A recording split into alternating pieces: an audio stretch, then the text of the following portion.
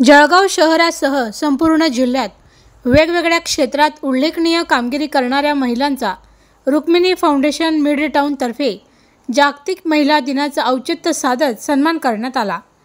जळगाव शहरातील सुरभी लॉन येथे हा कार्यक्रम पार पडला।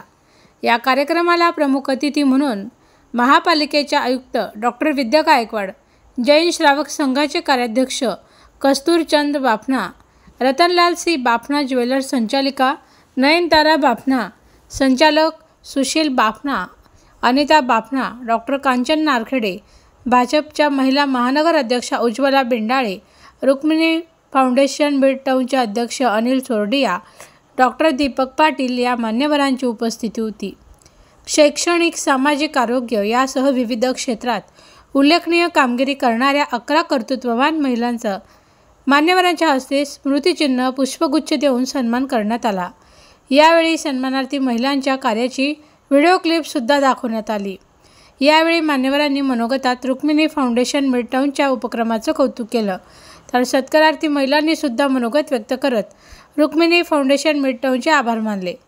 कार्यक्रमाची प्रस्तावना पंकज जैन, आभार अनिल चोरडिया, तर सूत्रसंचालन शुभांगी पाटील यांनी केले।